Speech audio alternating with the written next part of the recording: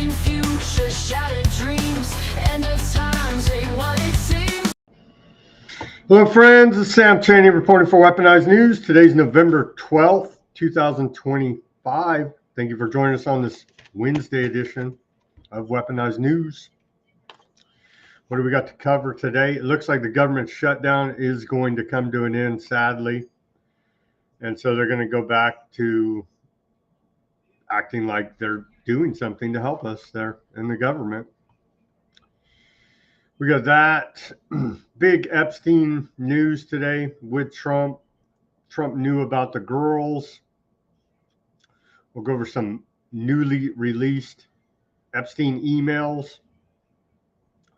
The White House, Trump freaking out over it, trying to block this House vote on releasing Justice Department files on Epstein.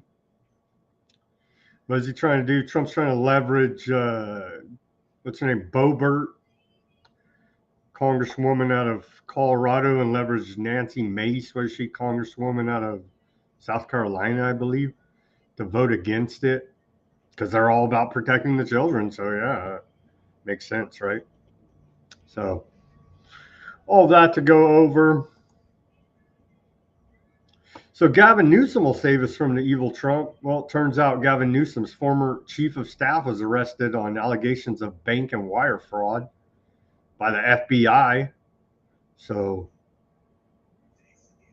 pick your corrupt piece of shit politician. That's literally American democracy. That is our elections. Pick a piece of shit on the left or on the right. Doesn't even really matter. They're all working toward the same goal. Scientific dictatorship, one world government, technocracy. Apple ID. Apple's rolled out digital ID. We'll go over that. More lies about the economy from the White House.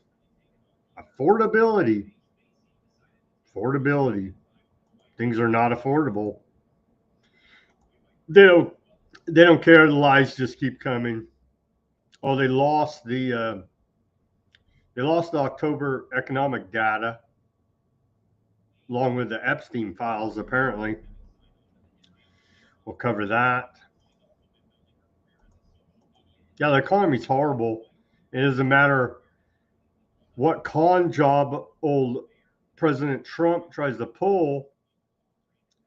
People are, no matter how stupid people are, I guess if you can't count, I guess maybe there's a lot of Americans that can't even count, but or don't have a memory. But again, if you're doing your own grocery shopping, you know they're lying about how great this economy is in the golden age of America.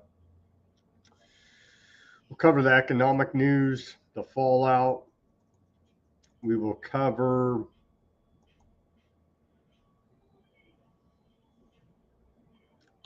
some Cash Patel looking all crazy about the fentanyl crisis. What do we got? We got geopolitical news. Oh, it's come out. It's been long theorized on the interwebs that these type of things happen. Tourists paid upwards of 70,000 pounds to shoot innocent people in human safari hunting trips in Sarajevo. Sure, it happens a lot more than that, but we'll cover that. Other geopolitical news ins and outs there. Piece of shit Trump. We'll just call him piece of shit Trump now. Excuse my French, but Trump sends a letter to President Herzog of Azerbaijan asking him to pardon Netanyahu. Trump's complicit in child molestation, child trafficking, genocide. So he's your typical politician. We'll cover all that. The genocide continues. There's a ceasefire, but they keep stacking the bodies in Gaza, as they do every day. We'll cover that. More plundering and pillaging from the settlers in the West Bank. We'll cover that. Let's get to this day in history. On this day,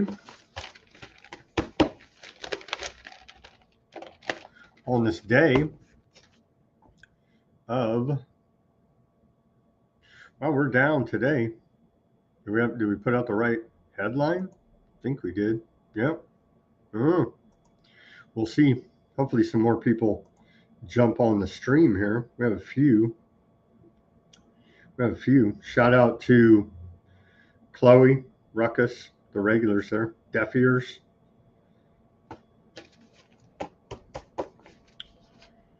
Plutonium.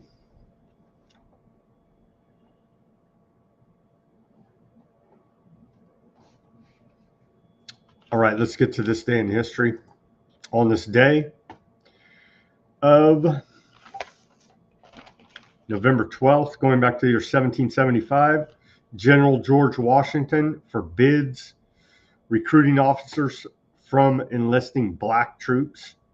In 1793, the first mayor of Paris and astronomer, Jean Slavin Bally, is guillotined during the Reign of Terror. In 1923, on this day, in Germany, Adolf Hitler is arrested for attempt to seize power during the Beer Hall Putsch coup.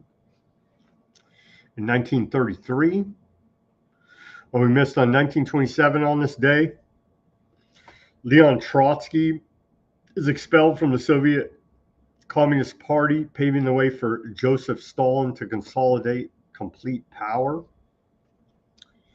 In 1933, Ruckus, 1933 on this day, Hugh Gray takes the first known photograph of the so-called Loch Ness Monster.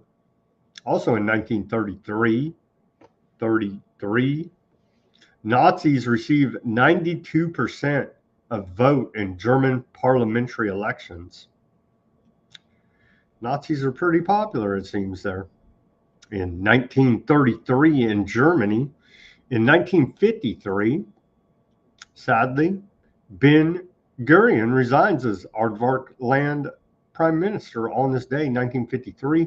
1969, Alexander Solzhenitsyn expelled from the Soviet Writers Union. Shocking, I know, on that account.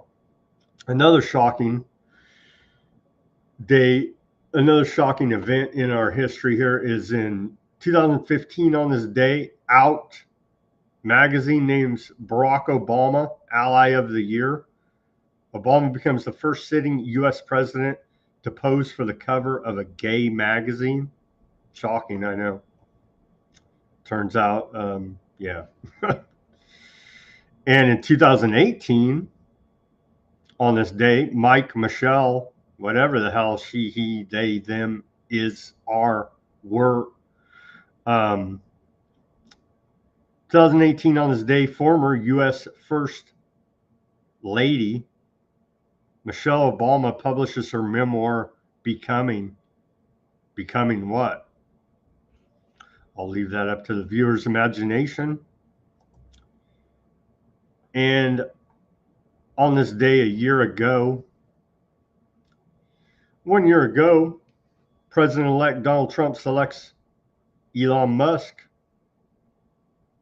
to head a newly created Department of Government Efficiency, DOGE. And we've come to learn now that it was all a lie. And they have not reduced waste, fraud, and abuse in the federal government. It was used as a cover to go ahead and implement AI and bring in technocracy. So that was a very smooth transition. And we haven't gotten anything for it except for more government surveillance, consolidation of power in the government, and a whole bunch of data for technocracy to increase its power on this day last year. Thank you, Musk, and thank you, Trump, for that tyranny. And then what else do we got? I think that's it. On to the news. On to the news. Here's the segue clip. The Epstein files prove Trump is an Epstein. He's all up in there with him. Let's watch this clip. Have you ever had a personal relationship with Donald Trump? What do you mean by personal relationships? Have you socialized with him? Yes, sir. Yes? Yes, sir. Have you ever socialized with Donald Trump in the presence of females under the age of 18?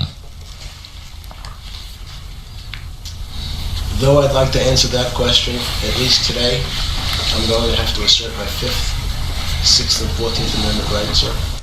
Would you declassify the 9/11 files? Yeah, Would you declassify JFK files? yeah.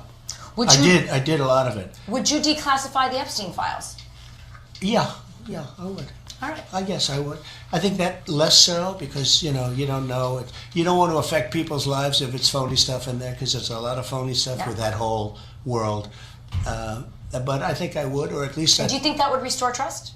Help restore trust? Yeah, I don't know about Epstein so much as I do the others. What an odd thing to say. I didn't know you were going to be talking about this. Mr. President, the other day a reporter asked you about Ghislaine Maxwell. You said, quote, "I just wish her well, frankly. I've met her numerous times over the years, especially since I lived in Palm Beach, but I wish her well, whatever it is." Mr. President, Ghislaine Maxwell has been arrested on allegations of child sex trafficking. Why would you wish such a Well, first person of all, well? I don't know that, but I do know that She has. She's been arrested for that. You know her that. friend or boyfriend Epstein. was either killed or committed suicide in jail. She's now in jail. Yeah, I wish her well. I'd wish you well. I'd wish a lot of people well. Good luck. Let them prove somebody was guilty. I mean, you do know that. Oh, so you're saying you hope she doesn't die in jail? Is that what you mean by wish her well? Her boyfriend died in jail, and people are still trying to figure out how did it happen? Was it suicide? Was he killed? And I do wish her well. I'm not looking for anything bad for her. I'm not looking bad for anybody. And they took that and I mean, they she's made a it child such, sex, alleged child sex such a trafficker. big deal. But all it is her boyfriend died. He died in jail. Was he killed? Was it suicide? I do. I wish her well. Sure. Your memo and release yesterday on Jeffrey Epstein, it left some lingering mysteries. One of the biggest ones is whether he ever worked for a American or foreign intelligence agency. The former Labor Secretary, who was Miami U.S. Attorney Alex Costa, he allegedly said that he did work for an intelligence agency. So could you resolve whether or not he did? And also, could you say why there was a minute missing from the jailhouse tape on Wednesday? Yeah, sure. If Hey, could I just interrupt for 1 second? Are you still talking about Jeffrey Epstein? This guy's been talked about for years. You're asking, we have Texas, we have this, we have all of the things. And are people still talking about this guy, this creep? That is unbelievable. Do you want to waste the time and do you feel like answering? I don't mind answering. I mean, I can't believe you're asking a question on Epstein at a time like this where we're having some of the greatest success and also tragedy with what happened in Texas. It just seems like a desecration, but you go ahead.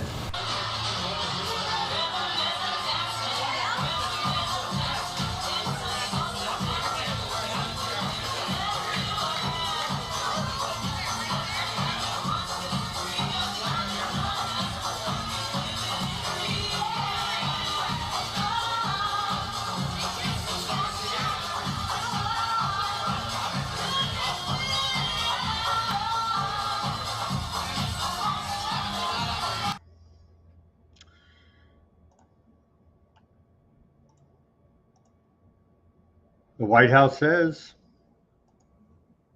the Democrats are using the Jeffrey Epstein hoax to try and deflect from their massive failures, in particularly their most recent one, the shutdown. It was actually a great success in my mind.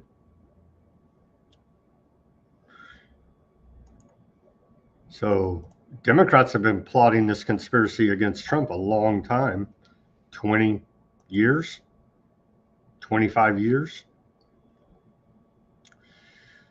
Again, Trump raging about this latest release of emails.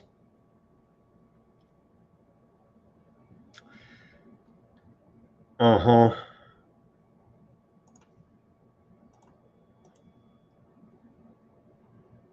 The White House said it's all a tired con job to smear the president. Democrats redacted the victim's name because the victim said Trump couldn't have been friendlier, was a gentleman, and that she didn't witness anything wrong.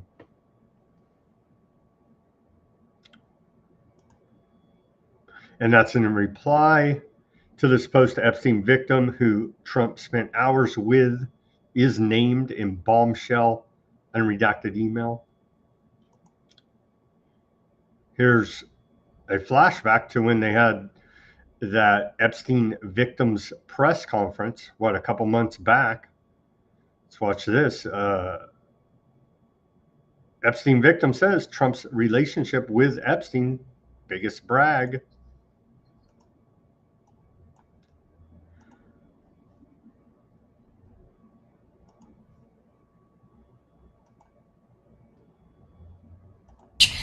Epstein surrounded himself, with the most powerful leaders of our country and the world. He abused not only me, but countless others, and everyone seemed to look away. The truth is, Epstein had a free pass. He bragged about his powerful friends, including our current president, Donald Trump. It was his biggest brag, actually. And while what I endured will haunt me forever, They didn't even know each other. Epstein discussed how to blackmail Trump into political debt, newly released email show. The email exchange was between Epstein and writer Michael Wolff in 2015.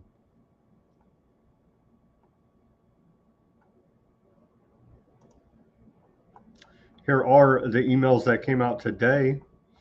Let's go through them. PBS looking for funding. I don't know. Maybe they're all part of the hoax too. They do have a axe to grind with Trump, cutting their funding. So this is how to get back at Trump, cook up what they've been working on this conspiracy 20 years, let's just say. Read Jeffrey Epstein's newly released emails about Trump. Late convicted sex offender, child trafficker Jeffrey Epstein specifically referenced his relationship with Trump in writing before Trump was elected to office and in the run-up to the 2020 election, according to newly obtained emails released this morning by the House Oversight Committee. The emails, some of which were shared directly with PBS News, are among 23,000 documents Epstein's estate released to the committee. Ranking member Representative Robert Garcia, Democrat out of California, wrote in a news release. They include correspondence between Epstein and his former girlfriend, Maxwell, who is serving a 20-year prison sentence for involvement in Epstein's sex trafficking ring. Trump wished her well. Trump could have said they all deserve to be, wood chipped, but he said, no, I wish them well. So, F you, Trump. First one here. This is Maxwell and Epstein talking. I've been thinking about that.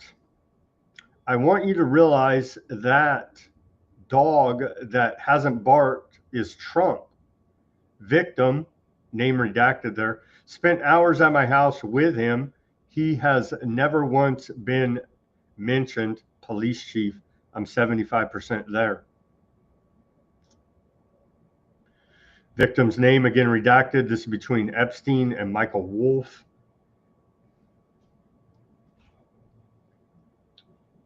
So victim's name redacted, Mar-Lago. Trump said he asked me to resign, never a member, ever. Of course he knew about the girls, as he asked Ghislaine to stop. And this little privacy notice, I thought this was funny. Please note, the information contained in this communication is confidential, may be attorney-client privileged, may constitute inside information and is intended only for the use of the addressee. It is the property of JEE. Unauthorized use, disclosure, or copying of this communication or any part thereof is strictly prohibited and may be unlawful. If you have received this communication in error, please notify us immediately.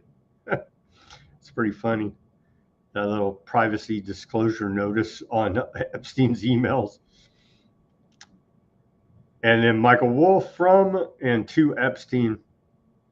I think you should let him hang himself. If he says he hasn't been on the plane or to the house, then that gives you a valuable PR and political currency.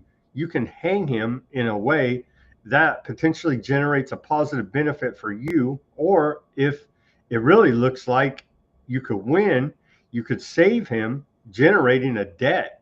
Of course, it is possible that when asked, he'll say, Jeffrey is a great guy and has gotten a raw deal and is a victim of political correctness, which is to be outlawed in a Trump regime. If I were able to craft an answer for him, what do you think it should be? I hear CNN planning to ask Trump tonight about his relationship with you, either on air or in a scrum afterwards. And that's just the beginning here now, as we're getting the drip, drip, drip of information coming out, of more damning information coming out. Yeah, I'm sure it's perfectly fine. Trump said it was a hoax. And then, as they all do, right? So they do all their wrongdoings, but then they try to do some good doings to make up for all the wrongdoings, to even out their karma in the universe. Trump to sign groundbreaking executive order bolstering foster care. Many people claim foster care is a feeder system into trafficking, into prostitution, and the rest of it. I do believe it is. And so, tomorrow, Trump is set to sign an executive order supporting foster youth transitioning out of the system to adulthood by expanding and enhancing access to education, workforce, and career development, digital resources, and other supports. Fostering the Future Initiative.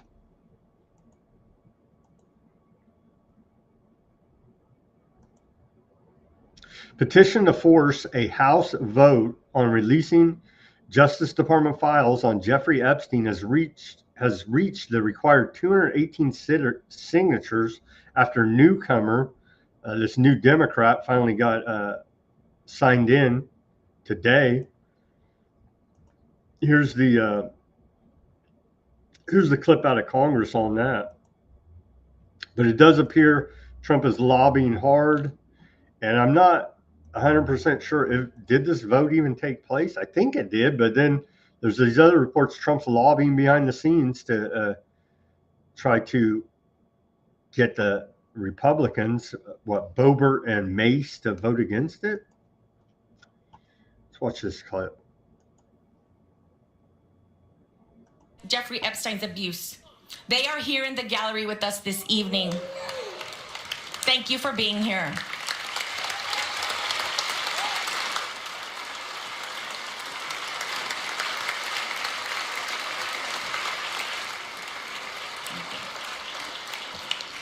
Just this morning, House Democrats released more emails showing that Trump knew more about Epstein's abuses than he previously acknowledged. It's past time for Congress to restore its role as a check and balance on this administration and fight for we, the American people. We need to fight for our immigrant communities and veterans. We need to stand up for our public schools, children, and educators. We need to respect tribal sovereignty in our environment. We need to stand up for LGBT. But enough of that. We need to abolish this crime syndicate known as the federal government. Trump administration is targeting the worst of the worst criminals and removing them from our country. The White House tells us. Isn't this cute? Operation Dirtbag sees over 150 illegal migrant sexual predators nabbed in Florida. Dog killer Ice Barbie Gnome announces.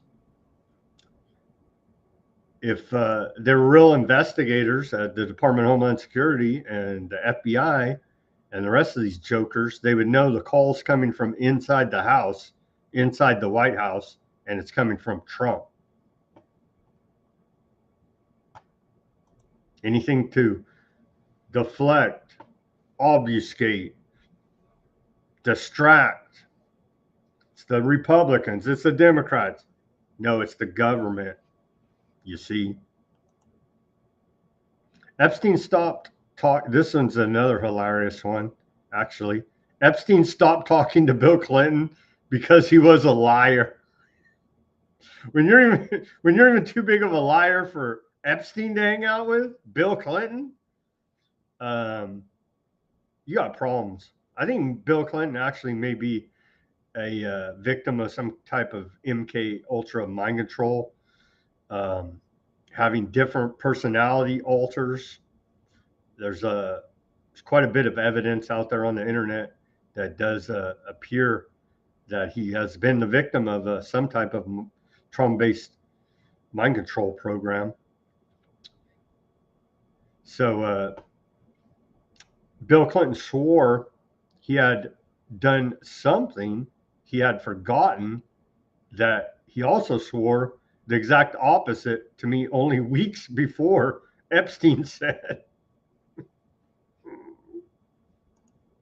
So again, piece of POS on this side, on the left, POS on the right. There you go. There you go. Bill Clinton was even too big of a liar for Epstein. Imagine that, to be hanging out with.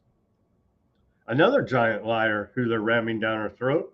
Us here in California, we know all about it because we've been living under the Newsom regime for going on 8 years here now as our governor. So we know all about the corruption, the absurdity, the hair gel, who I style myself after, some people say, Gavin Newsom. But Gavin Newsom's former chief of staff indicted on 23 corruption charges. Maybe they'll rat out Newsom. We can only hope. Yeah, Newsom's former chief of staff arrested on allegations of bank and wire fraud. It's all over the news now. This is Cal Matters. Gavin Newsom's former. Oh, he was a former. I knew nothing. I know nothing. They're like, dude, was your chief of staff. I know nothing. You were next door neighbors to Epstein. I know nothing. Gavin Newsom's former chief of staff, Dana Williamson, and 3 co-conspirators. Looks like they were working on a conspiracy together. We're told that doesn't exist except for in federal indictments. 3 co-conspirators were indicted this morning on 23 counts of bank and wire fraud allegedly committed from 2022 to 2024 during her time working for the governor. The indictment, first reported by the Sacramento Bee, alleges that Williamson, a longtime Democratic strategist, worked with Greg Campbell, a prominent Sacramento lobbyist, and Sean McCluskey, the former chief of staff to former U.S. Health and Human Services Secretary Javier Becerra, as well as 2 other unnamed co-conspirators to steal $225,000 from an unnamed former official's dormant campaign account for McCluskey's personal use. Collectively, they funneled the money through various business entities and disguised it as pay for what was, in reality, a no-show job. FBI Sacramento special agent investigating the case said.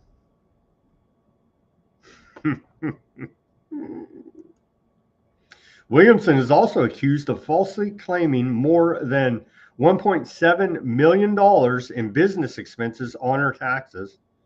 She used the funds to purchase luxury handbags, chartered private jets, and a nearly $170,000 birthday trip to Mexico, the indictment alleges. So these are the good people that literally scream in your face you're a racist bigot and democracy. And they're, while they're doing that, the rest of the time, they're stealing as much as humanly possible. But of course, Newsom knew nothing about it. It's his former chief of staff, you see. If they ever actually really investigated Newsom, God only knows what they would find. How much money has this guy stolen over the years here now in California? So we'll see how that sorts out. Maybe they can and then get her to rat out Newsom. We'll see. Good news, exposing corruption. Bad news for the people of California, because these corrupt scumbags, dirtbags, are in high up government positions, screaming democracy in your face all day, while behind the scenes, they're running an organized crime syndicate. And so sadly, the government shutdown is going to come to an end. Our days of utopia are winding down here.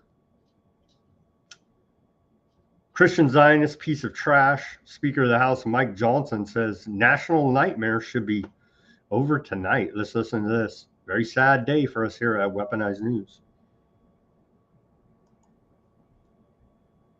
Just wanted to come out and say that we believe the long national nightmare will be over tonight. It was completely and utterly foolish and pointless in the end, as we said all along. I just want to apologize to any Americans who are out there who still have flight cancellations or delays today. I want to apologize to the many American families who were made to go hungry over the last several weeks, our troops and other federal employees who are wondering where their next paycheck would come from. All of that's on the Democrats. Just never forget, they voted 15 times between the House and the Senate to close your government. And the Republicans tried every single day of the shutdown to open it. And we voted 15 times to do that. They have a lot to answer for. And so this back and forth Republican Democrat, you should have learned, you should have known before, but now is a fresh reminder. I know we having a memories of conspiracy theory. You should learn now that don't be dependent on government, because you could literally starve to death. The next government shutdown's looming in another couple months here now. Our economy is not sustainable on the path we're on. All we have is a bunch of gimmick schemes and con jobs being run by the Trump administration right now to prop up our failing economy. I'm arguing Main Street's in a depression, and they can bullshit and lie all they want and blow stock certificates out of the rear end. But Main Street is in a depression. And so you have your 5 big tech firms up there propping up the whole stock market. The rest of us out here are freaking prepping. So keep prepping. Should have been prepping this entire time, and you wouldn't have given 1-2 shits about the government shutdown. Never be dependent on the government for anything, and never trust the government about anything ever. And that's a public service announcement to our audience. This is a hard lesson for some people, apparently. If you're really out there hungry, really out there hard up, can't figure it out, how to put food on the table for your family, and you're waiting in these bread lines, essentially, you should have learned the lesson. And now going forward, do everything humanly possible to not be dependent on this corrupt government, because as you just learned, they can flip that off switch at any time. And again, I'm warning you here now, we're coming up in another couple months. You got a 2-month window here now to go ahead and make your preparations for for the next government shutdown that's coming. So the next one that happens and there's people crying, no sympathy. Well, I have no sympathy now, but literally I'm going to be shaming you at this point if you're really this stupid and can't see the writing on the wall, what's going on here with your dependence on government leading to your own hunger. On to technocracy. And so what really was this all about? Well, as we learned, it's always misdirection, lies, and propaganda from the government. Look that way while we're doing this over here. I do believe while the, quote, government was shut down, they're still behind the scenes implementing technocracy. They've eliminated a lot of jobs that are in the federal government, in the bureaucracy. The government didn't get smaller. It got streamlined and more tyrannical. And so they're getting rid of all the humans there, you see? And so even no matter how, maybe, they could have a conscience. Maybe God could touch their heart. I don't know what goes on in the universe. Something could change in a human to make them do the right thing. These damn AI programs, it ain't changing ever. It's programmed. It's a machine. It will do what is programmed to do. No conscience, no, act of God touching their heart. Nothing will change here now. Okay, they've taken divine intervention, whatever you want to call it, out of the equation that could touch a human's heart and change their mind and actions. They've taken that out of the equation, and you get a Palantir AI program now that cannot and will not be changed. And that's the bait and switch they continue to do, but introduced to us under the 47 Trump administration through Doge, getting rid of waste, fraud, and abuse in the federal government. Turns out, not so much. Just a further consolidation of control. And so today, saying all that too, hey, and we fought, everybody fought, not everybody, but those that fought, that were aware under the medical intervention period when they rolled out the miracle passports, said, oh, hell no. Well, guess what? We're back for round 2. We're still in the Great Reset. We're still looking at UN Agenda 2030. And the one world government agenda marches on. Scientific dictatorship, technocracy. Apple introduces digital ID, a new way to create a present and present an ID in Apple Wallet. The card's too hard, I know. Here it is from Apple today. And this is the linchpin of technocracy. Programmable digital money. So Apple tells us here in this press release from earlier today, digital ID offers a secure and private way for users to create an ID in Apple Wallet using information from their US passport and present their ID with iPhone or Apple Watch. And so it's not a miracle passport, it's a digital ID. Exactly the same damn thing. Again, this is the linchpin for your social credit score, for programmable digital money, for digital chains around your digital bracelets around your wrists. Apple today announced the launch of Digital ID, a new way for users to create an ID in Apple Wallet. We covered that. Let's see here. At launch, Digital ID acceptance will roll out first in beta at TSA checkpoints. See, it's all contrived on bullshit. We shouldn't even have a TSA. You know what I mean? Just peel back the layers of fraud here. At more than 250 airports, I like their beta test, 250 airports in the United States for in-person identity verification during domestic travel with additional digital ID acceptance use cases to come in the future. Digital ID gives more people a way to create and present an ID in Apple Wallet. Here's a bright idea. Take a photograph of your driver's license. There's your digital ID. And then take it and shove it up the rear end of anybody asking for it. Apple Wallet, even if you do not have a real ID compliant driver's license or state ID, digital ID is not a replacement for a physical passport and cannot be used for international travel and border crossings in lieu of a U.S. passport. Don't you worry, they're working on streamlining all of that for your convenience, of course. Adding digital ID to the Apple Wallet, users can easily create and add a digital ID to Apple Wallet using a U.S. passport.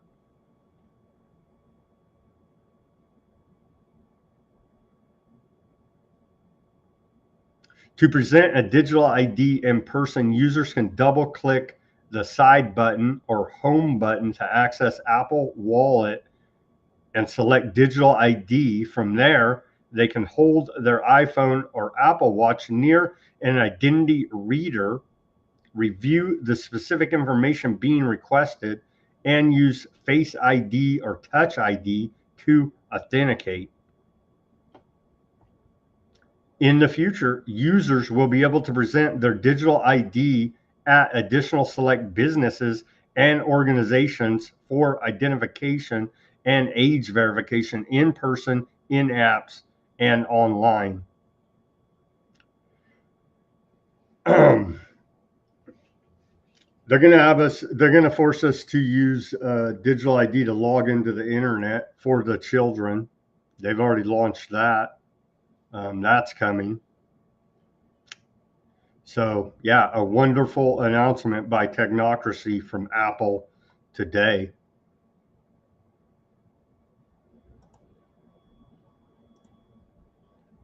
And here's Trump fully backing Technocracy. So tell me more how he's America first, you damn chumps. From the White House, money flowing back to America, that's the Trump effect. The Trump effect is Technocracy, your digital prison. Anthropic to spend $50 billion on U.S. AI infrastructure, starting with Texas, New York data centers. And we're supposed to cheer this on as a great accomplishment. This is the beginnings of the end of our freedom.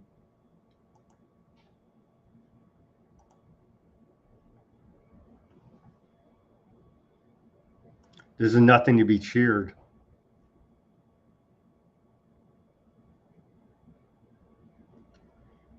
The project, developed with GPU cloud partner FluidStack, will create 800 permanent jobs and more than 2,000 construction roles, with the first sites going live in 2026. It marks a strategic push to compete with OpenAI's $1.4 trillion build-out and positions Anthropic as a major U.S. infrastructure player amid policy focus on domestic AI capacity.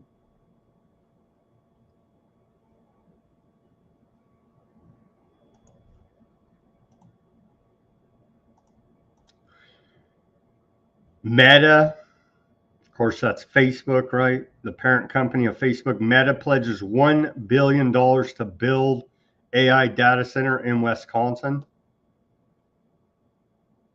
And they're bragging about, this is a report out of Bloomberg, but the White House is all over their X account today, bragging it up. How wonderful it all is. Yeah, well, all you Republican MAGAs are going to learn real soon, sooner than you will like, how wonderful all this is. So is AI taking over? I don't know. AI generated country song tops music charts. Breaking Rust's Walk My Way is now #1 on Billboard's country digital song sales chart. Let's take a listen. But are they going to flag us for copyright? Probably. But anyway, this is fair use, I do believe, because we're making it transformative media by putting it in the context of technocracy. Here's a #1 country song. Totally fake, AI generated.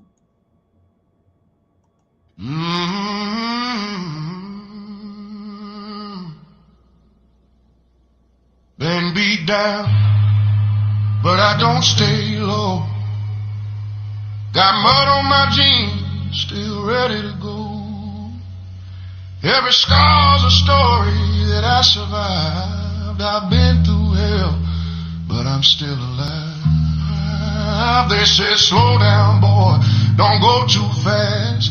But I ain't never been one to live in the past. I keep moving forward, never looking back, with a worn out hat and a 6-string strap. You can kick rocks if you don't like how I talk. I'm gonna keep on talking and walk my walk. Ain't changing my tone, ain't changing my song. I was born this way, been loud too long. You can hate my style, you can roll your eyes, but So it's AI. #1 on Billboard's country digital song sales chart. We're deep in it. We're deep in it. More on the business profile of this Anthropic's financial profile reads like a blueprint for unchecked corporate dominance in the AI space. As of September 2025, the company boasts of a staggering post-money valuation of $183 billion, following a $13 billion Series F funding round led by investment firm ICONIQ.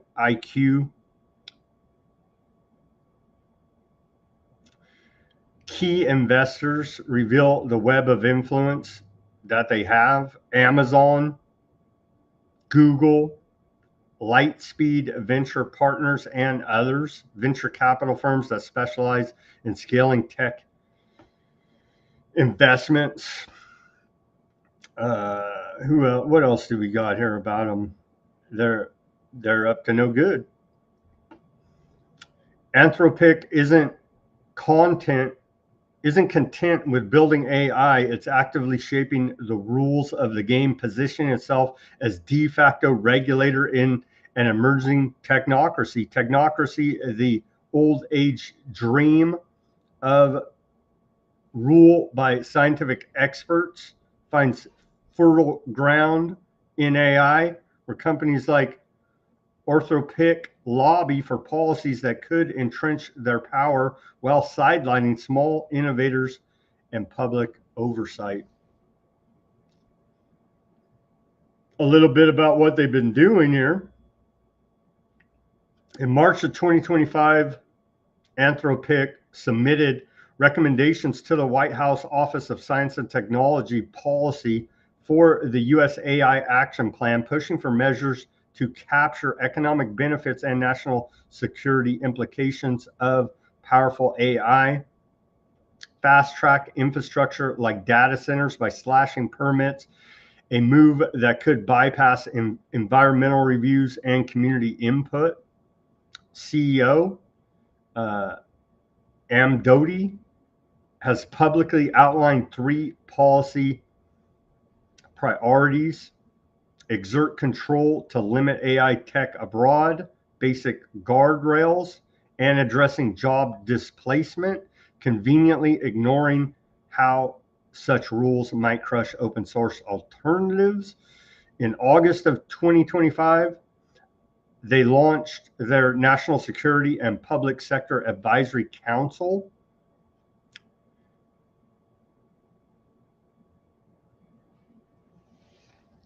Blending former government officials with AI execs to influence defense and public policy. Revolving door. There is no revolving door. It's just an open door.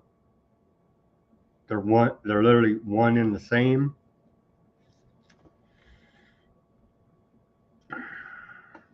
So, and it goes on and on. So there's another company building the technocracy, Anthropic, and we're supposed to cheer it on. Okay, on to the economic section of the show. The United States will mint the last penny today. Trump halts penny production after 230 years. I don't know, the signs are everywhere. The Department of War, they're ending the pennies. They want us on this programmable digital money. They're not going to call it a central banking digital currency. They're going to use other names, other workarounds. It's going to have the same effect as they're not calling it. And the number one example I can see today, they're not calling it the miracle passport. They're calling it digital ID. You see, no more pennies for you. Treasury Secretary Bitchute says Trump is ushering in a new era of parallel prosperity. What a load of bullshit. A decade of economic expansion where Wall Street and Main Street grow together. Maintaining a strong and robust treasury market is critical to that goal. It's just simply not happening because they're two different economies, Wall Street and Main Street, and we're not going to have parallel prosperity. I'm sorry to announce to you here today, regardless of what Bitchute at the Treasury Department says. Here's more from Bitchute. He says, we're going to see substantial refunds for working families. How about if you ended individual income tax? How about that idea? Taxation theft. Oh, man, we can't have that. We have to, use these Orwellian terms like refund. Well, it's actually not a refund because you stole the money up front. How's that a damn refund? I'm also the IRS commissioner. So what I can see is that with the president's signature campaign promises, no tax on tips, no tax on overtime, no tax on Social Security, auto deductibility of loans if you buy an American car, Americans didn't change their withholding for 2025. Right. So we're going to see substantial refunds for working families at the beginning in the first quarter. See, everything these people say is a lie. The system's a lie. It's not a refund. They stole that money out of your paycheck. We do have a new listener there, Jan. Shout out to Jan on the Rumble. She says, or he says, I think it's a she. Anyhow, Jan. Next, they will say we can't have water because the beast needs it. Well, they will, because they'll say the data centers need it, and that is the brain of the beast. So you're very right on there. It's exactly what they'll say. They'll say, you don't need water. That data center needs it to cool down the computers, to keep on lying to you more. Here's the announcement. What we lost the economic data for October. Where's it at? It's on Bondi's desk with the Epstein file? No, we lost it. Who cares? You know what I mean? Now we don't have to announce big numbers and revise it down quietly a couple of weeks later after we've already caused so much malinvestment in the market that it's truly mind-blowing, distorting the economy. But here's bobblehead Levitt at the White House. The Democrats may have permanently damaged the federal statistical system with October CPI and jobs reports likely never being released. And all of that economic data released will be permanently impaired, leaving our policymakers at the Fed flying blind at a critical. There you go. It's all Democrats that did that. So we're not going to get consumer price index numbers or job numbers, and they use that data to make all these different decisions in the economy. Who freaking cares? It's the Democrats.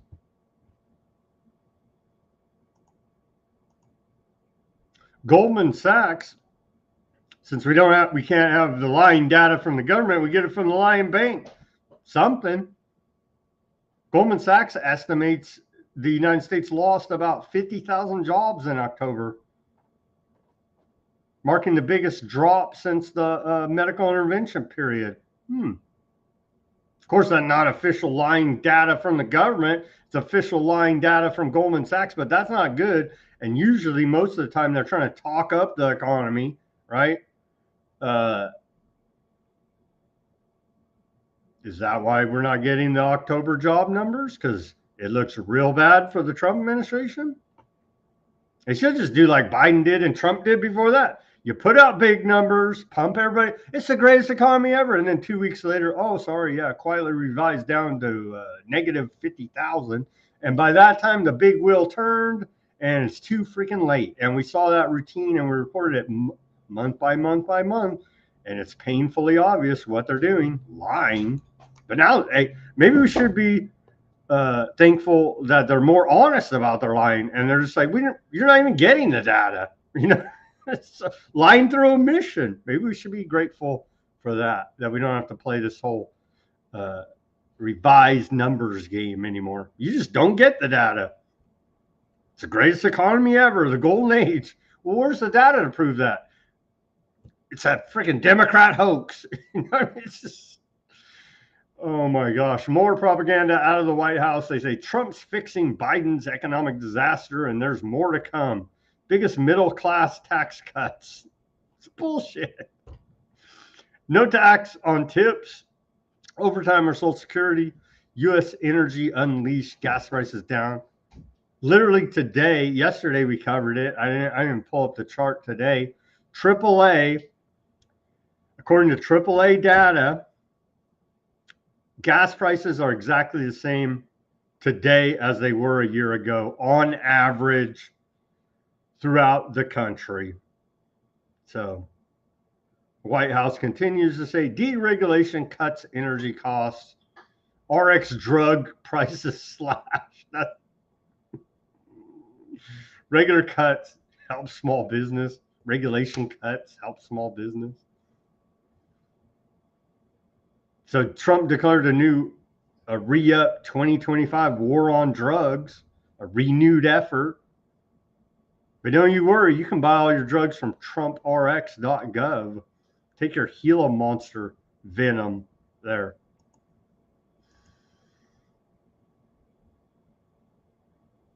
China says U.S. government behind one of the largest crypto heists in history, according to a report out of Bloomberg. Theft of about $13 billion with 127,272 Bitcoin tokens snatched from Labune mining pool in late 2020. U.S. said case involved money laundering by Chin Zhai, head of Cambodia's Prince Group. And with that, let's take our live commercial break. Everybody go to weaponizednews.com. Get yourself some stickers over there. The holograph sticker, the white background sticker, and the clear sticker here. We got those 3 stickers available, and I did have some time to cook up some new shirts. And we're going to have a whole new line of shirts coming up here when we get Simon back on the show, which is going to be in, another 3 weeks here now. Once a week, Simon will be joining us again to do those deep geopolitical dives. But before we get him back on the show, here's something I cooked up today. Let's take a look at the Weaponized News store. And here's the newest. Well, I cooked up a couple, but I particularly like this one. And so go to weaponizednews.com and go to the store link at the top. And here you go. Weaponized News. I'm telling my kids this is the government. And so and has that image, of course, on the front, and then the back, the classic Weaponized News logo there. And I did cook up, 3 or 4 different designs today. Also this one, I did like this one as well. I worked on this for a while to get it to where I wanted it. Weaponized News Hounds shirt here now. Take a look at this one. Weaponized News Hounds. I created that new logo. It took me a while to get it the way I liked it. And then the classic Weaponized News logo on the back. And many other offerings at Weaponized News shop there. Those are just a few that I came up with today. Go to weaponizednews.com and give us a visit at the store there. In the description below this video, Cash App link, buy me a coffee link, our Bitcoin wallet address is in the description below this video. I truly do appreciate the subscribers that we have. And I don't know, there's just not enough time in the day, and we are a very small operation over here with a few volunteers to help every once in a while. But anyway, I don't know. We'll cook up something once Simon comes on to give you some extra for subscribers. I don't exactly know what it is yet because I post everything for free and hope that people will find the value in it of the independent reporting and analysis that we're bringing you here and not shilling for the government ever. And I hope you would find value in that amongst all the sea of media out there that all love the government, and the large majority of them, because they're hack shills and fakes. And they are patriots, P-A-Y, patriots. They're in it for the money. We're in it for the information and trying to raise your consciousness level and keep you informed and cut through all the propaganda and lies coming out of your mockingbird media and the government, and trying to pay some bills along the way, and, you know, maybe eat a top ramen every now and again. But your support is much appreciated, especially the subscribers. Go to weaponizednews.com store, see all of our offerings there. I would appreciate your patronage very much. Okay, welcome back to the second half of Weaponized News now on this November 12th, Wednesday edition, 2025. Let's get into where are we at here now in our, well, we were promised mass deportations by the Trump administration. That was a lie. According to government data, which we can't trust, the last government data, and they've been touting it for what, 3 weeks here now, 1.6 million illegal aliens have self-deported, according to the Department of Homeland Security, and another 400,000 have been deported by ICE and the Border Patrol and the Department of Homeland Security and the federal government. So here's Trump, what, I think this was like 2 nights ago on Laura Ingraham. Listen to this. This has MAGA up in arms. MAGA, if you would ever pull your head out of your rear end, you would see that Trump is an actor, a con man, and a lying criminal. Maybe someday you would learn this, but probably not. H-1B visa thing will not be a big priority for your administration, because if you want to raise wages for American workers, you can't flood the country with tens of thousands or hundreds of thousands of foreign workers. You also do have to bring in talent. When we have plenty of talented people here. No, you don't. We don't have talented people here. No, you don't have certain talents, and people have to learn. Laura Ingraham right there just learned that she got rugged on immigration by Trump. She's like, what? Yeah, blonde Fox News lady. And I honestly liked Laura Ingraham. I used to listen to her back in the day on AM radio, before she had Fox News or any of this, way back in the day, probably like 20 years ago. But she just learned, hey, he just rugged you on mass deportations because he's going to import. And Americans, you don't have the talent that these foreigners. And you know what the real talent is? Taking less pay. That's the real talent. The real talent is improving the bottom line of multinational corporations exploiting labor is their real talent. I'm sorry to tell you here now. More lies. Ice Barbie. Let's hear from her. What is the administration's position on these visas? No, we're going to keep using our visa programs. We're just going to make sure that they have integrity, that we're actually doing the vetting of the individuals who come into this country, that they want to be here for the right reasons, that they're not supporters of terrorists.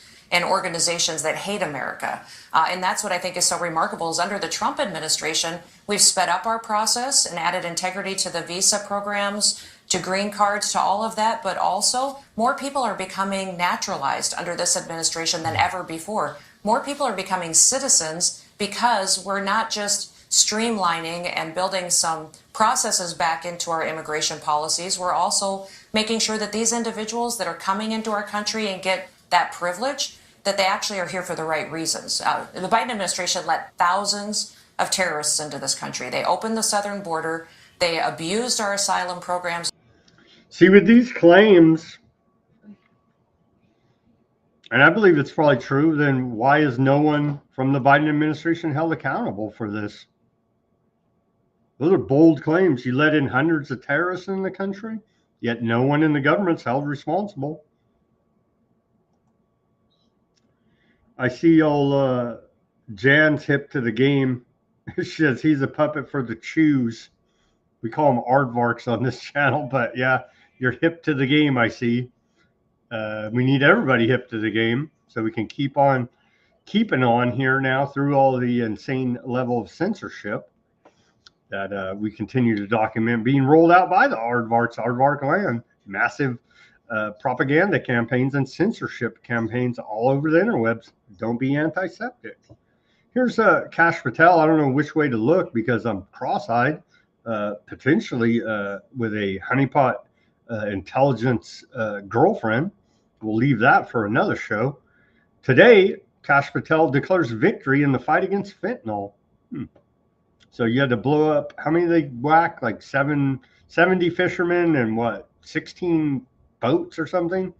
And we won the war on fentanyl. Well, I don't think it's quite that easy, but here is Cash Patel. I don't know who Epstein is, but we have defeated the fentanyl crisis, allegedly. Let's hear from him. This shady character, complete lying scum, director of the FBI. We wouldn't have it any other way. Thanks to President Donald J. Trump once again for the American people. As soon as the President of the United States took office, he issued a mandate to rid America of the scourge that is fentanyl, a drug that has killed hundreds of thousands of Americans. Thanks to his leadership and direct engagements with China, we set up a framework to execute that mission 8 months ago. Attorney General Bondi immediately thereafter took steps to engage her counterpart in China at the Ministry of Public Security. Pursuant to their direct discussions, as the FBI director designated to run counterpoint on this, along with the Secretary of State Rubio and Ambassador Perdue and the team here at the White House, we set forward a path to implement the policy needed to crush the plague of fentanyl. Deputy Attorney General Blanche and our teams have been hard at work ever since, ultimately culminating in my trip to Beijing last week. This was only possible due to President Trump's historic engagement with President Xi just a few short weeks ago that set the stage for today's announcement. At that meeting, the leaders reached an agreement. But just to put this in frame for the American people, a reminder here that nearly 100,000 people died of fentanyl overdoses just last year alone. Here, this year, under this president, the FBI has seized 1,900 kilograms of fentanyl so far. That is a 31% increase from the same Purdue Pharma, I think you guys know where their headquarters are. Oh, they paid a fine, so it's okay.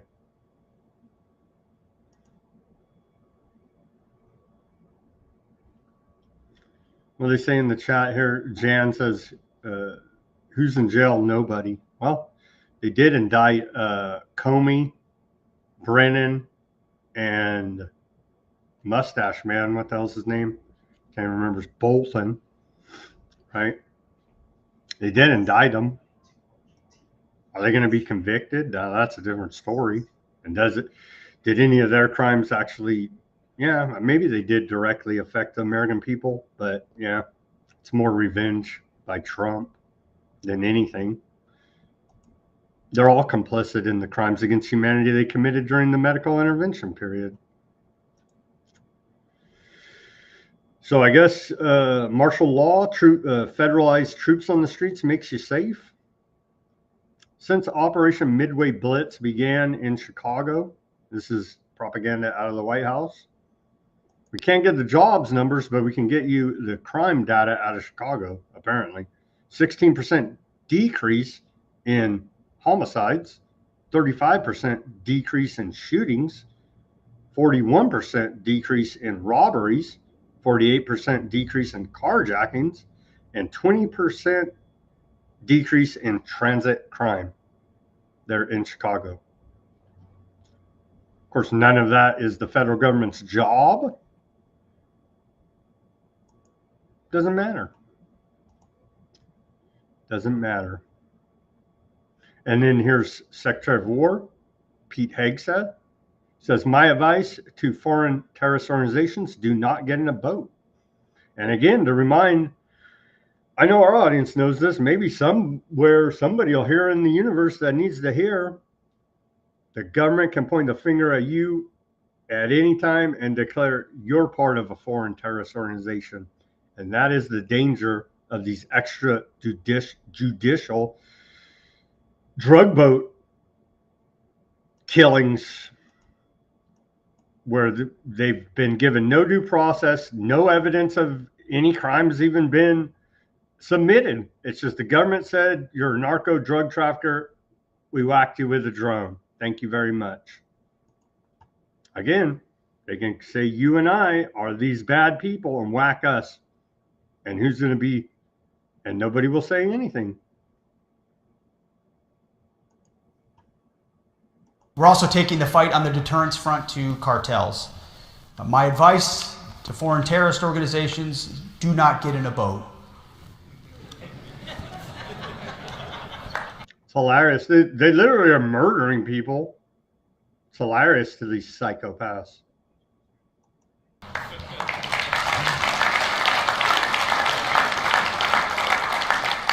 I mean, if you're trafficking drugs to poison the American people, and we know you're from a designated terrorist organization, you're a foreign terrorist and a trafficker, we will find you and we will kill you. No one is better.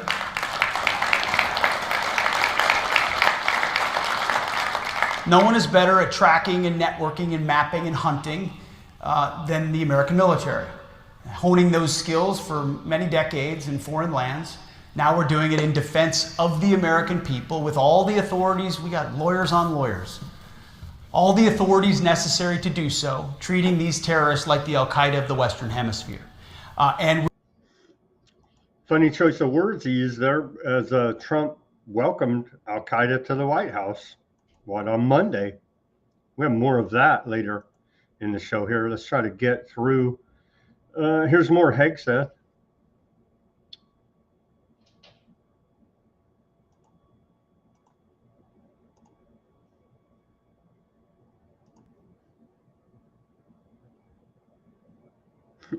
Our audience gets it. Dick Moo said he should look toward the CIA. And I saw another one. Jan said, they bring it all in, the drugs. Indeed, indeed, they do. Number one contraband trafficker in the world, U.S. federal government. Common sense is back at the White House and it's back at the Pentagon. Common sense means putting warfighting, lethality, as the senator mentioned, training, discipline, accountability, readiness at the forefront of everything we do at the Department of War. That means no more social justice, no more political correctness, no more toxic ideological garbage that infected the department. As I've said before, but we repeat and we repeat because as a good old television host, you know it takes a while for it to actually sink in. Yeah, best form of mind control is repetition. And the military is a giant mind control operation, so that fits the script. That fits the script. And so, oh yeah, we're holding everybody accountable. The Pentagon's never passed a financial audit since it was mandated in 2018. And so what about that? What about that? So they keep you distracted with all this culture war bullshit. Where's the $1 trillion+ dollars? Oh, we don't know. You're an Al-Qaeda Hamas terrorist, I guess, for even asking the question. No talk of, oh yeah, we're going to We're going to have transparent books at the Pentagon and pass a financial audit. No talk of that. But look over there at the tranny. You know what I mean? That's what they're doing here. They're getting us ready for a major war, probably world war. Here's Hegseth again. This feels like a 1939 type moment, talking about right before World War II. Well, that's not very comforting coming out of the Secretary of War. Real hard power, and the enemy has to believe you'll use it in order to prevent them from taking action. And certainly it's not theoretical right now. This feels like a 1939 type moment, or hopefully a 1981 type moment, where America needs to lead and rebuild to ensure that we maintain that peace through strength. Enemies are gathering and threats are growing. Maybe we can do another Iran-Contra deal. You know what I mean? That would be sweet, wouldn't it? Hegseth, Trump administration. Italian prosecutors are investigating claims that wealthy Italians and other foreigners paid to travel to Bosnia in the early 1990s for, quote, sniper simfries, shooting civilians in besieged Sarajevo from Serb-held positions. The allegation, based on new testimony gathered by journalist Enzo Gavzini, suggests tourists paid different rates to kill men, women, and children, according to a report out of the BBC. And so that this is Hunger Games. This is these elitist hunting trips for people.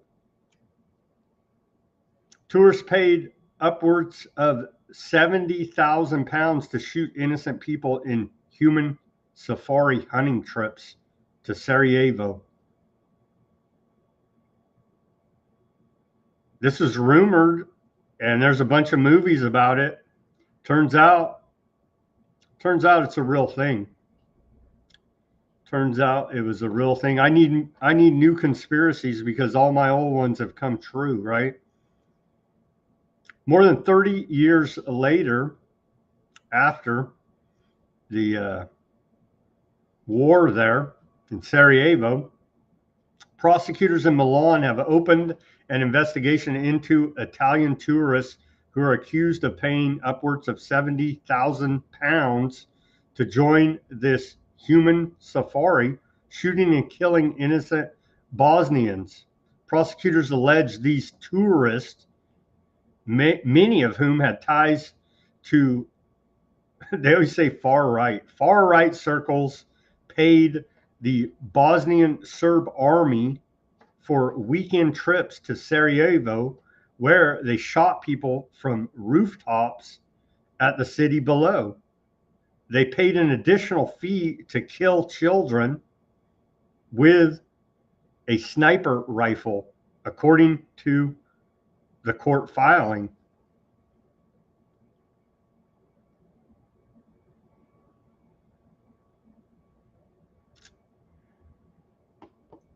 Milan-based writer, we already said that guy, journalist Enzo Gavzini said, "We are talking about wealthy people with reputations, businessmen who during the siege of Sarajevo paid to kill unarmed civilians.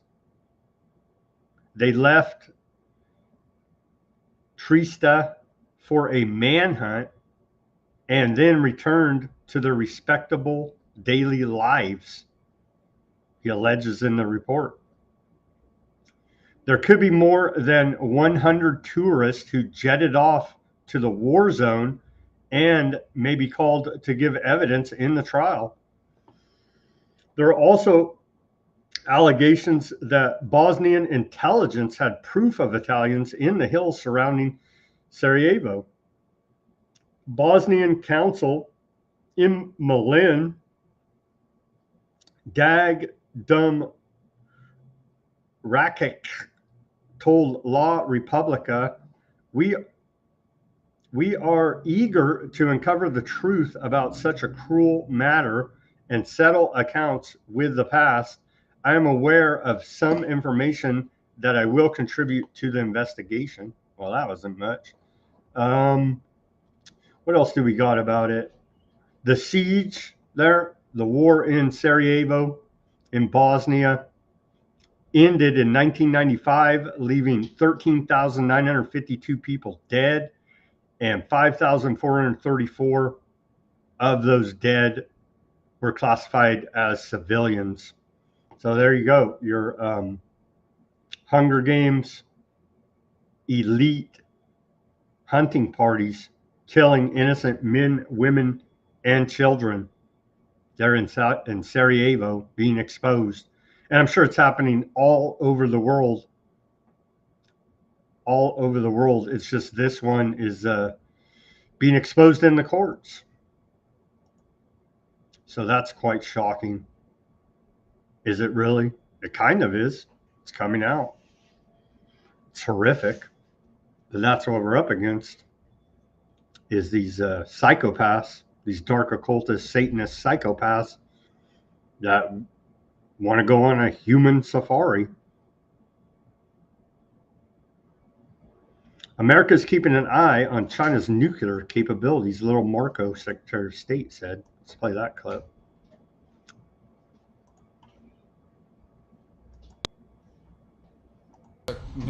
Trump's pledge to resume testing of our nuclear capabilities, that includes delivery systems, is on par with what other countries around the world are doing. We got to make sure these things work and that they're safe. In terms of the Chinese nuclear program, that wasn't discussed at any of our meetings. That's something that happened at the staff level, but these are longstanding concerns. I mean, the Chinese are undertaking the most rapid military buildup in human history. So, and part of that is their expansion of their nuclear. So we're in a new Cold War space race with China. They're going to throw a $1 kajillion into a black hole for the fake space program and the military industrial complex there now. Foreign Minister Sergei Lavrov out of Russia said Russia is still ready for a Russian-American summit in Budapest, Hungary. So they're throwing it back out there again. And they have told us what it's going to take to stop shooting at each other over there in Ukraine. They've told us very explicitly they need a legitimately democratically elected authority president of Ukraine, which Zelensky is not. And they need, I forget even what else they need. We reported on it yesterday. It'll come to my mind, but anyhow, continuing on the geopolitical news here. Report accuses Trump administration of complicity in torture of Venezuelan deportees in El Salvador. More than 250 Venezuelans deported to El Salvador under Trump's mass deportation policy were subjected to systemic torture, including sexual violence, according to a joint investigation by Human Rights Watch and Crystal. The report accuses the U.S. of knowingly sending the many asylum seekers with no criminal record to El Salvador's notorious Sicat prison, where they faced inhumane conditions, prolonged isolation, and brutal abuse. Human rights groups say the Trump administration paid President of El Salvador, Bukele, government $4.7 million to detain the deportees, describing it as a theater of cruelty. U.S. was complicit in systemic torture and enforced disappearances. The 81-page report, based on over 200 interviews, details consistent beatings, sexual assaults, and psychological abuse, which often occurred after visits by U.S. officials like Homeland Security Secretary, dog killer, Ice Barbie, Kristi Noem. The groups are calling for an independent investigation, warning that El Salvador's prisons, where thousands have been arbitrarily detained and hundreds killed, may constitute sites of crimes against humanity. Par for the course for U.S. federal government, isn't it now? U.S. ground forces to train in Panama amid growing aggression against Latin America. For the first time in over 2 decades, the Pentagon has deployed conventional ground forces to Panama for jungle warfare training, reviving the famous Green Hell course. Once compared to Vietnam, the program at base, I can't even pronounce that, a base in Panama, a former U.S. fort, is currently small but expected to expand, highlighting a new U.S. military presence in the region. Officials claim the exercises are purely training and not aimed at any mission, yet the timing raises concerns about Washington's regional ambitions. The U.S. has a history of using military exercises in Latin America to project power and influence, often under the guise of preparedness. This buildup coincides with Trump-era rhetoric on the Panama Canal, specifically threats to take it back and repeated threats against Venezuela, suggesting that behind the official explanations lie a broader strategy of intimidation and intervention in the Southern Hemisphere. You don't say. And that jogged my memory to report to you now here today. Upon the reports yesterday that the United States was going to build a military base there on the border between Gaza and Aardvark land, the White House today has denied the claim. So we'll have to follow that and see how it develops with the military base there proposed right in Gaza, essentially, as was the headline yesterday, as was reported yesterday. Little Marco Rubio went and met in Canada. He met with the Canadian Foreign Minister on improving the security situation in Haiti, sustaining the ceasefire in the Middle East, and maintaining a free Indo-Pacific. Well, there's no ceasefire in the Middle East. Haiti's hell, and China's taking over the Indo-Pacific. So good job there, little Marco. Ireland's media regulator, led by Jeremy Godfrey, who previously served as the Hong Kong government's chief information officer, launches a formal investigation into X for potential breaches of the EU's Digital Services Act. And so we're coming to learn, in all democracies, turns out free speech is not really cared about so much.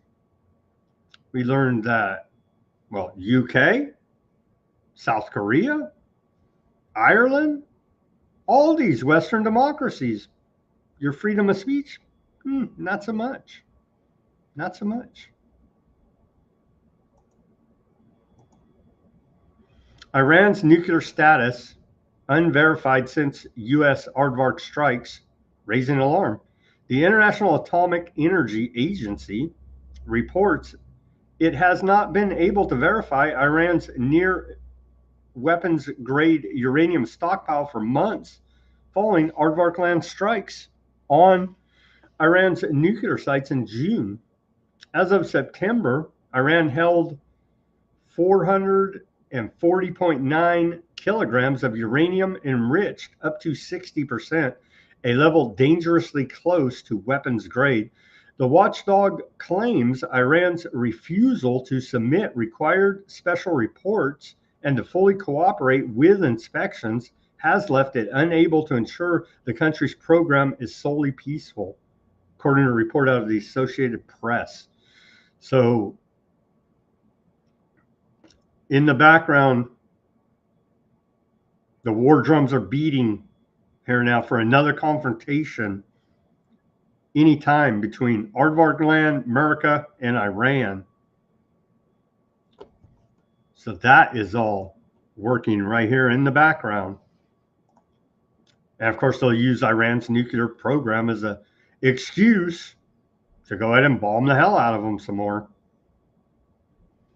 Back to Al-Qaeda at the White House. I'm still shocked by this. I know I shouldn't be, but it's naked now. It's naked. And literally on Veterans Day on Monday, Trump literally spitting in the face of all the troops that have served for the last 24 years in the never-ending war on terror, bringing former Syrian and Iraqi ISIS, Al-Qaeda leader, now reformed radical jihadist, al-Shara, to the White House. Though U.S. President Trump publicly praised Shara and waived key sanctions during his former Al-Qaeda. Really? Just call him what he is, Western intelligence. Former Al-Qaeda leaders' White House visit. It was carefully staged to project legitimation without full endorsement, revealing signs that Washington remains cautious about the man it has helped rebrand. No ceremonial welcome. We noticed that here at Weaponized News. Shara received none of the traditional honors extended to visiting heads of state. No public greeting. Trump did not greet him at the White House entrance, avoiding the optics of a warm reception. Side door arrival. Shara was ushered in through a side entrance, bypassing cameras and press coverage. Muted optics. The meeting lacked the usual flag-lined photo ops or joint press statements. Lingering unease. Officials acknowledge apprehension within the administration, according to a report out of the failing New York Times. Self-appointed Syria President Ahmed al-Shara, in an interview with the Washington Post, said, "We are engaged in direct negotiations with Aardvark land, and we have gone a good distance on the way to reach an agreement. But to reach a final agreement, Aardvark land should withdraw to their pre-December 8th borders." He went on to say, Aardvark land has always claimed that it has concerns about Syria because it is afraid of the threats that the Iranian militias and Lebanon's Hezbollah represent. We are the ones who expelled those forces out of Syria. We were in a war with the Islamic State for 10 years, and we did that without coordination with a Western force or any other country. Sure, buddy. We need Russia because it's a permanent member of the United Nations Security Council. We need their vote to be on our side in some issues, and we have strategic interest with them. We don't want to push Russia to take alternative or other options in dealing with Syria. And then here's former U.S. ambassador to Syria, Robert Ford, admitting he was invited by a British NGO to help rebrand former Al-Qaeda leader Ahmed al-Shara out of terrorism and into politics. This is the handler of an intelligence asset. Let's take a listen. I think we played this clip before, but this is a reminder, again, the absurdity of it all. This guy and his fighters. So, starting in 2023, a British non-government organization which specializes in conflict resolution invited me to help them bring this guy out of the terrorist world and into regular politics. And at first, I have to tell you, I was very leery of going. I sort of had images of me in an orange jumpsuit with a knife to my throat. But after talking to several people who had gone in, and one of whom had met him, I decided to take the chance. And so the first time I met him, this guy's name is nom de guerre was Abdulkader Jolani, but his actual name is Ahmed Shara, which he only revealed to the world after he captured Damascus in the Blitzkrieg of December 2024, about 5 months ago. First time I met him, I sat down next to him, and I'm literally as close as I am to Roy, and I said, this is all in Arabic, I said, never in a million years could I imagine that I would be sitting next to you. Long beard, in fatigues. And he looked at me, he speaks very softly, and he said, Wallah ana, me neither. And we went on and actually had a pretty civil conversation. I share this because he said something which really piqued my interest. He never apologized for the terrorist attacks in Iraq or in Syria, although there were many fewer in Syria. Never apologized. But he also said, you know, now I am governing an opposition-held area of northwest Syria, and I am learning that the tactics and the principles that I was following in Iraq do not apply when you actually have to govern 4 million people. And they had 2 million residents of that area of Syria, and then another 2 million refugees who had come there from other parts of Syria. So they had a population of 4 million. He said, I am learning that to govern, you have to make compromises. I was very struck by that. So there you go, bringing in their terrorists back into the mainstream fold. He was always working for Western intelligence. He's a Western intelligence asset, and now he's up there on the big stage as the president of Syria. Welcome back to the big stage, buddy. Here's scenes that were released today. Again, they were very quiet. The White House, we went through Al-Qaeda at the White House. That's a Democrat hoax. No, here's the dude. You're shaking his hand, Trump. Remember Epstein? Know what I mean? Anyway, here's scenes from Trump's meeting with Al-Qaeda at the White House.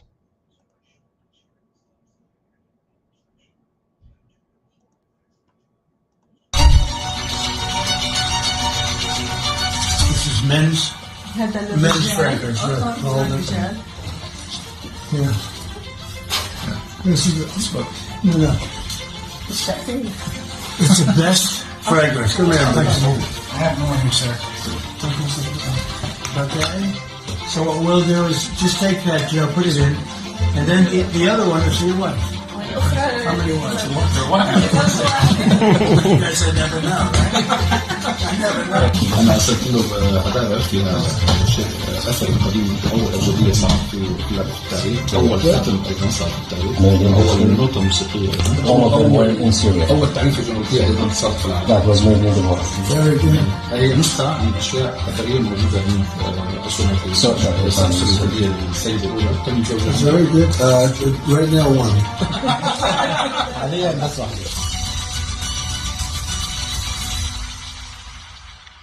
There you go. Al-Qaeda, or Western intelligence, coming back into the fold and being normalized. Final section of the show, Aardvark Land. You don't hate Trump enough. We should have that t-shirt. You don't hate Trump enough. Trump sends letter to President Herzog of Aardvark Land, formally asking him to pardon Netanyahu, saying the case against him is a political, unjustified persecution. Here's the letter.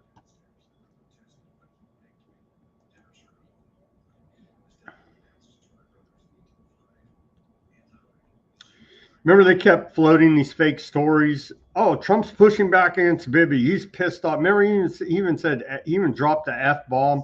All fake, all theater. They're joined at the hip. They're literally the same.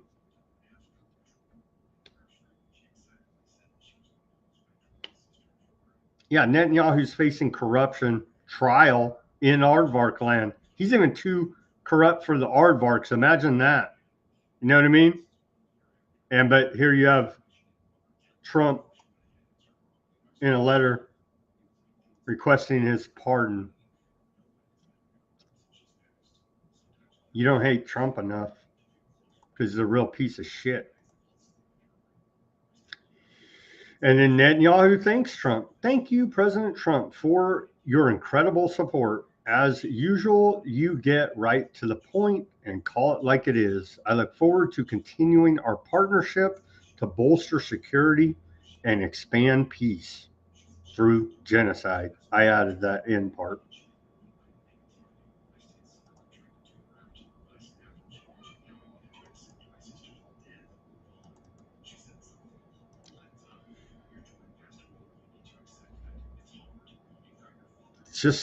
It's disgusting.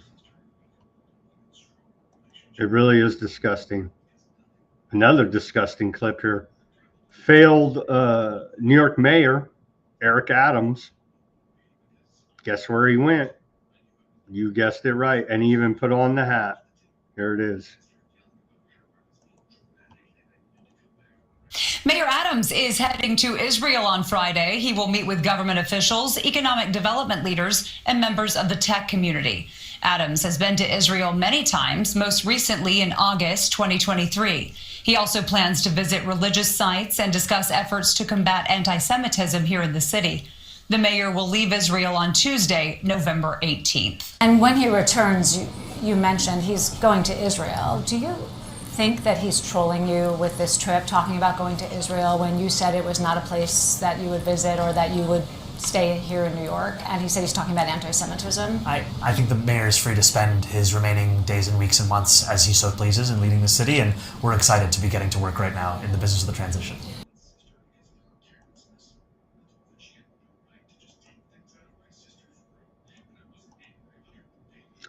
U.S. intelligence gathered in late 2024 indicated aardvark land officials discussed using Palestinians as human shields in Gaza, tunnels suspected of being rigged with explosives.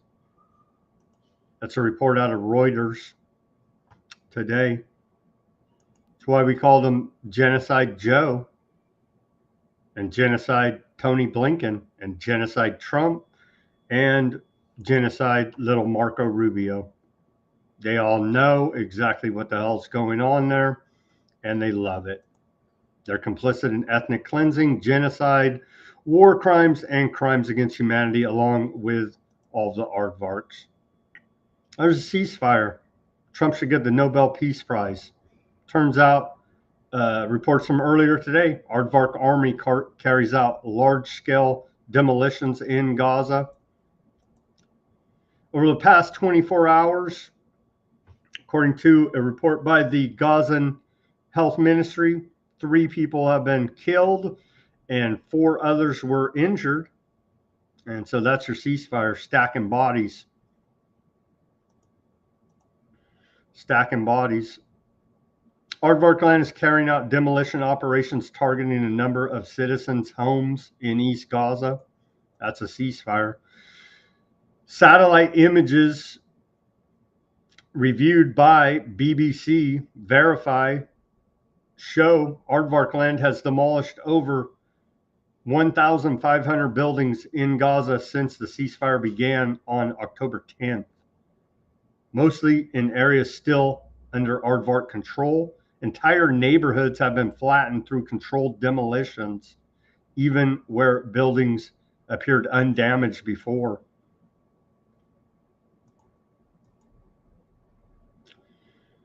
Aardvark land destroyed over 1,500 buildings since the start of the ceasefire in Gaza. According to BBC reports. Yeah, here's the image. Let's take a look at this image. There's ceasefires. They're still leveling everything and killing people. Here's the satellite images from the BBC, so it must be true, right? October 14th, 4 days after the ceasefire. It looks like there's some buildings there. Maybe they could, go back. And, well, turns out there's nothing there now. A month after the ceasefire, everything's leveled. There's nothing there. There's nothing to go back to.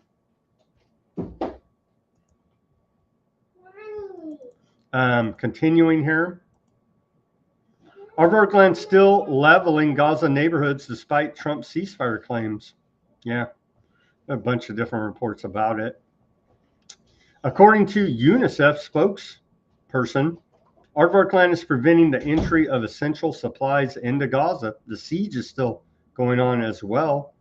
And again, some backhanded blessing they still can't seem to see here, including miracle syringes and baby milk bottles. So you could keep your syringes, but I do believe they probably do need the baby milk bottles.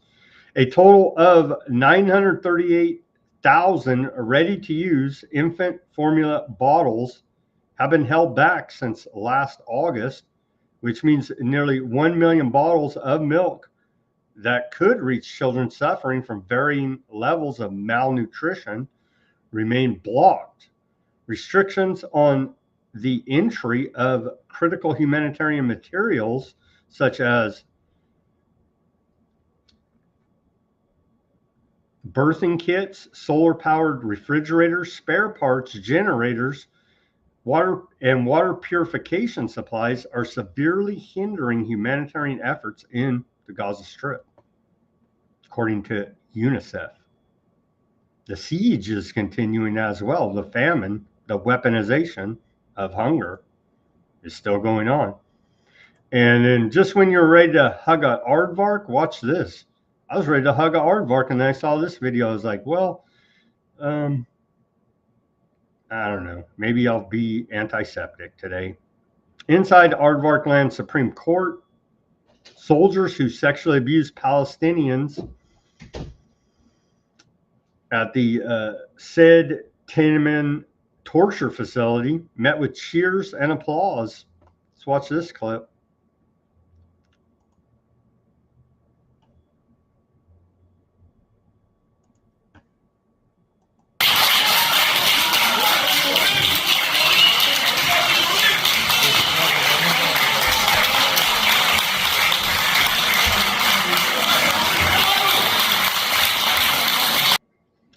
So there you go. The Aardvark sodomites who prison raped Palestinian detainees are cheered there as heroes inside Aardvark Land Supreme Court.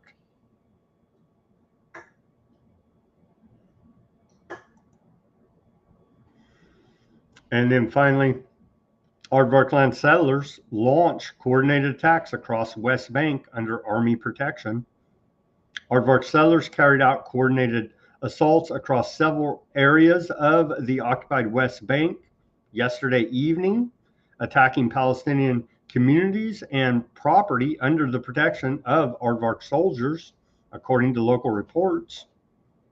Settlers set fire to vehicles and industrial facilities in Bitchute area, igniting large blazes, injuring several residents.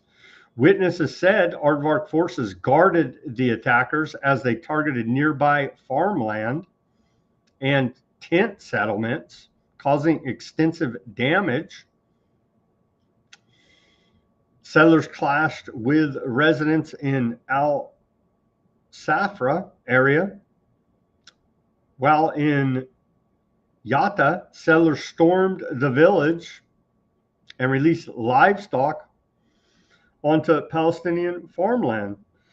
Settler groups also continued their incursion into the Al-Aqsa Mosque compound in occupied Jerusalem as they continue to try to provocateur this holy war, their ground zero, the Al-Aqsa Mosque.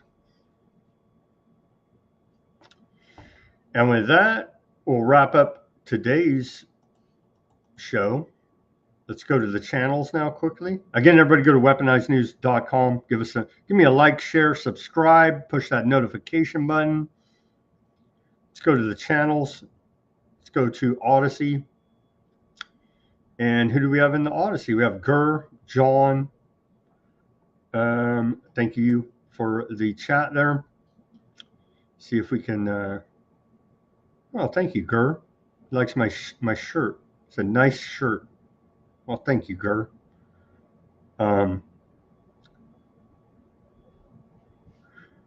John says, I predict the automation will be used to terminate citizens, not just by drones, but by the killer robot. Yeah, all this is going to be weaponized 100%.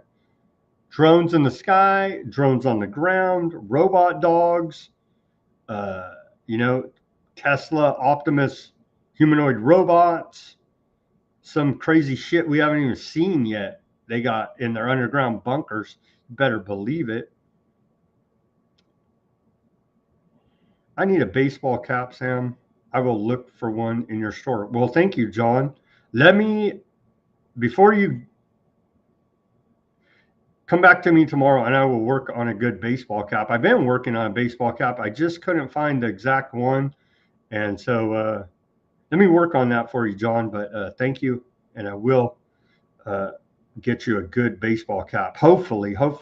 I've been working on it, and I just could not get the exact one that I wanted. I do believe we have a camouflage one. But let me work on a few different designs for you over there at the Weaponized News store, John. Thank you very much. What else? John says Trump's miracle killed an estimated 21 million across the world as of 2 years ago. Yeah. Well, Trump says it the other way. He saved all those people. They're like, there's all the caskets and body stack. I saved them. There's a ceasefire. You know what I mean? It's a Democrat hoax. Here's the emails of them basically saying that you're part of this. It's a hoax. It's fake news. Denazification and disarmament, indeed. I will bet all those criminals from Trump to little Marco will get a cut of the real estate deals and perhaps the gas and oil lines offshore of Gaza. Indeed. They're all going to get a cut for their ethnic cleansing genocide real estate redevelopment program. They're known as the Greater Aardvark Land Project. Indeed, they're all going to get a nice, handsome cut in their Swiss bank accounts or offshore accounts, wherever they may be. Thank you, everyone, for tuning in on the Odysee. And thank you, John, for your comments. I will work on your hat over there at the Weaponized News store. I think we need to ditch our iPhones also. Well, at the very least, don't go along with the digital ID schemes. And I'm expecting the government to be coming out with a scheme as well. Of course, it's going to keep the children safe, keep us safe from drugs and the illegals, right? That's how they're going to sell it to us. But in reality, it's a digital prison, mark of the beast system, technocracy. Thank you, everybody, for tuning in on Odysee. Thank you, everybody, for tuning in on the Bitchute. Bitchute's hanging up videos again. I don't know. I sent their tech support an email. I got like 3 or 4 videos hung up over there. Come on, Bitchute. Process that data and post a video. Thank you, audience, for tuning in on the Bitchute. Appreciate the comments. Thank you, everybody, for tuning in on X, Kick, Facebook, Twitch, YouTube, and Rumble. We had a lively and welcome Jan, new to the show. Evil Sodomites, indeed. Thank you for joining us, Jan. Karen, Chloe, Denver. chatting it up on the Rumble. It's appreciated, keeping it lively. The YouTube, Trump is doing exactly what they put him in there to do. 297 says on YouTube. Exactly. Well, yeah, he's an actor following a script, playing the role of president. They should have done this like they did in Ukraine, right? They should have, because remember, Zelensky, a famous Ukrainian comedian actor, before he became alleged president, played the role on a Ukrainian television show of being president of Ukraine. And then they made him president in real life.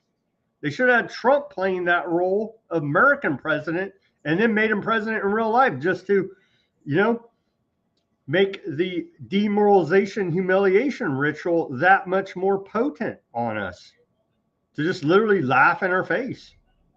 They are now, but imagine in Ukraine. Like, no, that dude's an actor. I saw him on a TV show. No, he's your president now.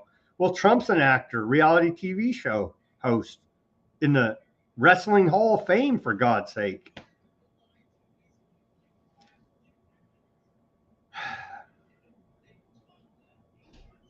So with that, we're going to sign off on this Wednesday edition of Weaponized News. More on Epstein's going to continue to come out. Trump's going to try to distract you. We're not going to be distracted. We know you're part of it, Trump, along with all the rest of Washington, essentially. Very large majority of them anyway. As always, everybody do your own research. Peace, love, and freedom. Speak out and take action. Have a great rest of your Wednesday evening.